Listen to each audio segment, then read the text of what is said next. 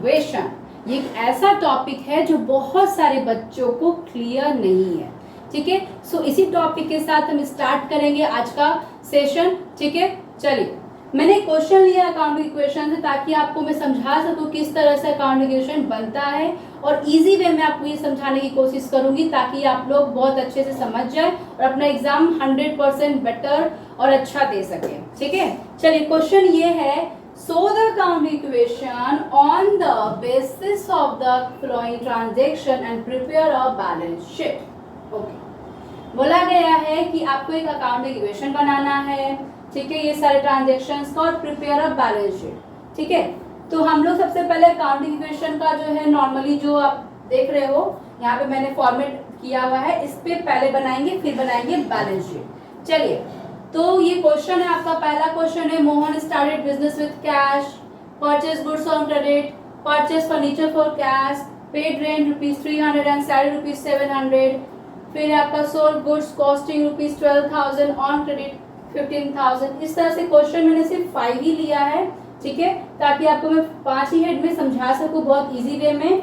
Okay, और इसका मैंने यहाँ फॉर्मेट बनाया। फॉर्मेट क्या होता है कि assets equals to liabilities plus capital, assets equals to liabilities plus capital.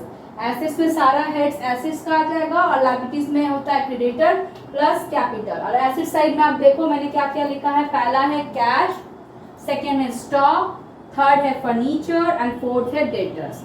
ये आपका क्वेश्चन के अकॉर्डिंग भी जाता है, या तो आप हर क्वेश्चन में इसको लिख भी सकते हो। ठीक है, बेसिकली क्या है कि ये जो है आपका नॉर्मली हेड है और इसके अकॉर्डिंग जो है क्वेश्चन के अकॉर्डिंग हम लोग लेते हैं इस चीज को ताकि इजीली जो है सॉल्व हो जाए, है ना। अब सारे हेड को ले लिया, वो सारे आइटम है ही नहीं क्वेश्चन में, तो फिर क्या फायदा है। चलिए, ये मैंने आपको बता दिया कि मैंने क्या क्या यहाँ पे हेड्स लिए हैं। अब मैं क्वेश्चन स्टार्ट कर रही हूँ आंसर के साथ और एक्सप्लेनेशन के साथ। चलिए, पहला है, Mohan started business with cash 40,000। Mohan नाम का एक व्यक्ति, एक पर्सन बिजनेस स्टार्ट कर रहा है कैश के साथ। और कैश कितना है 40,000। ठीक है, 40,000 से वो अपना बिजनेस स्टार्ट कर रहा है, तो कैश के कॉलम में 40,000 जाएगा, कैश से स्टार्ट कर रहा है तो।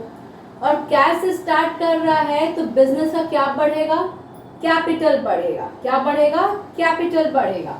तो कैश आपके कैश के कॉलम में आप कितना अमाउंट दोगे, 40,000 रुपीज। स्टॉक का कोई मतलब है इसमें, no. Furniture, no. Debtors, no. Liabilities, no. क्या बढ़ा, कैपिटल। कितने से, उतने ही अमाउंट से, 40,000 से। ओके, देखो क्लियर है। नेक्स्ट है, परचेज गुड्स ऑन क्रेडिट। यहाँ पे गुड्स खरीदा गया है क्रेडिट पे, मतलब उधार पर, उधारी, उधारी जो जहाँ पर हम लोग पैसा नहीं देते हैं, बिना पैसों से सामान ले लेते हैं, बाद में पेमेंट करते हैं उस चीज का। ऐसा नहीं कि फ्री ऑफ, वो तो फ्री हो जाएगा, क्रेडिट नहीं होगा, बाद में आप उस चीज का क्या करते हो, पेमेंट करते हो। ठीक है, तो यहाँ पे क्या होगा, परचेज गुड्स ऑन क्रेडिट का मतलब क्या हुआ कि सामान खरीदा गया है बट उधारी खरीदा गया है। जब उधारी खरीदा गया है तो इसमें कैश से कोई लेना देना है, बिल्कुल भी नहीं। स्टॉक, सामान खरीदा गया है, गुड्स का नाम नहीं बताया है, इसीलिए हम स्टॉक को उसका अमाउंट दे देंगे। ठीक है, जब आपका गुड्स का नाम नहीं पता रहता तो हम लोग है ना, पता रहता है कि गुड्स अकाउंट नहीं रहता तो purchase account debit to cash कर देते हैं। तो जब गुड्स हमारा क्या है, नॉर्मली स्टॉक है, नाम तो दिया नहीं, फर्नीचर है कि क्या सामान लिए हो, तो यहाँ पे जो 15,000 आपका आया है वो कहाँ चला जाएगा, स्टॉक में चला जाएगा। ओके, 15,000 स्टॉक में। Furniture, no. Debtor, no. Creditor, भैया ने पैसे थोड़ी दिए थे। ठीक है, कैपिटल 0। तो क्रेडिटर कितना हो जाएगा, 15,000, क्योंकि यहाँ पे 15,000 उन्होंने क्रेडिट पे लिया था, तो क्रेडिटर लायबिलिटी हमारी बढ़ गई है। नेक्स्ट है परचेज फर्नीचर फॉर कैश। अच्छा, तो आप गुड्स खरीदेंगे, उसका नाम नहीं बताएंगे क्रेडिट पर, और फर्नीचर खरीदेंगे तो कैश देके, क्या बात है। चलिए, तो मोहन बाबू जो है यहाँ पे फर्नीचर खरीद रहे हैं कैश देकर, तो जब कैश देकर खरीदेंगे तो कैश में एंट्री होगी। लेकिन उससे पहले हम लोग को यहाँ पर एक नया इक्वेशन तैयार कर लेना है, उसके बाद हम जाएंगे नेक्स्ट एंट्री। ओके, तो नया इक्वेशन का मतलब प्लस माइनस कर लीजिए। तो नया इक्वेशन का शॉर्ट फॉर्म में लिख दे रही हूँ एनी। नया इक्वेशन में कैश का अमाउंट कितना आ जाएगा 40,000, स्टॉक 15,000, फर्नीचर अभी भी 0 है, अच्छा कोई नहीं नेक्स्ट में हो जाऊंगा। डेटर 0 है, लायबिलिटी आपका 15,000 है एंड आपका कैपिटल 40,000 है। ओके, ये रहा नया इक्वेशन। अब हम इसकी एंट्री करेंगे थर्ड वाली की। फर्नीचर खरीदा है, फर्नीचर का कॉलम दिख रहा है, तो फर्नीचर वाले कॉलम में हम लोग यहाँ पे अमाउंट लिखेंगे और यहाँ पे कैश से कोई मतलब है कि नहीं है ये बताओ। सामान किससे लिया है, कैश से लिया है ना, और कितने का लिया है 10,000 का लिया है। सामान कितने का लिया है 10,000 का लिया है, तो कैश वाले कॉलम में जाएगा इसका अमाउंट और किस में जाएगा फर्नीचर में जाएगा। तो क्वेश्चन से ही समझ में आ जाना चाहिए किसमें कौन सा अमाउंट जाएगा। तो अब देखो जब फर्नीचर खरीदा तो हाथ से क्या चला गया कैश, सो सैड। तो कैश जब चला जाएगा आपके हाथ से तो कैश के कॉलम में क्या करोगे माइनस कर दोगे 10,000 रुपीज, क्योंकि आपके हाथ से पैसा चला गया। स्टॉक कुछ नहीं, फर्नीचर जी हाँ 10,000 का सामान लिया था हमने भाई, चलिए। डेटर जी कुछ नहीं, क्रेडिटर जी कुछ नहीं, 0, कैपिटल कुछ नहीं। फिर से एक नया इक्वेशन बन जाएगा हमारा, ठीक है। इसको फिर से हम लोग प्लस माइनस कर देंगे भाई। चलिए 40 में से 10 घटा दीजिए 30,000। नए इक्वेशन में ये 15 का 15 हो जाएगा, ये 10 का 10 हो जाएगा। अभी भी 0 चल रहा है, कौन डेटर भैया, कोई बात नहीं।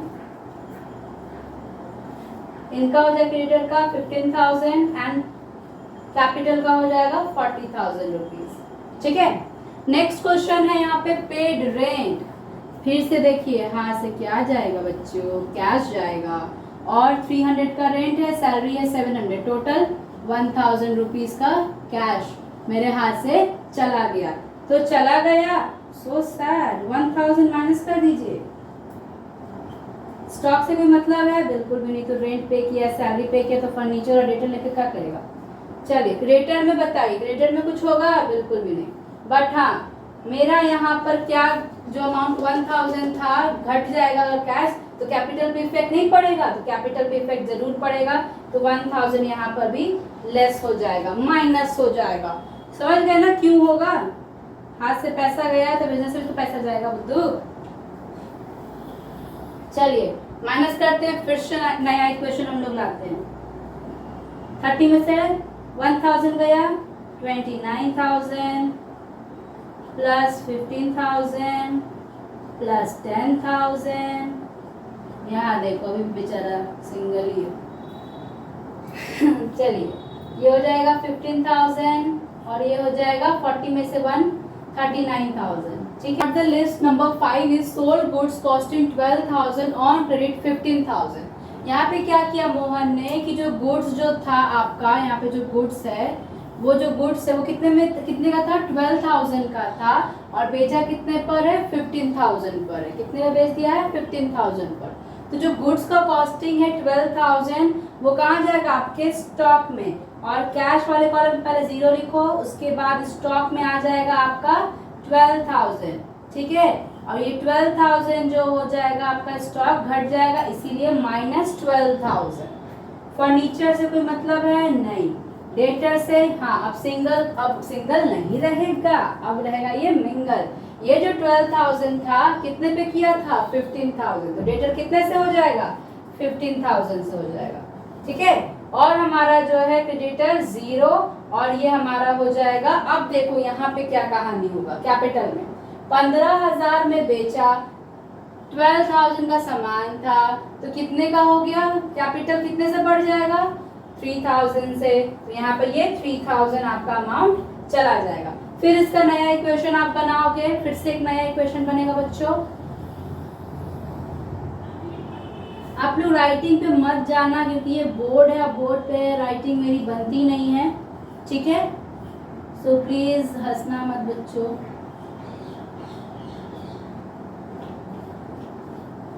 $10,000 ये 15,000, ठीक है। यहाँ पे आपका 15,000 आ जाएगा और ये हो जाएगा प्लस होकर 42,000।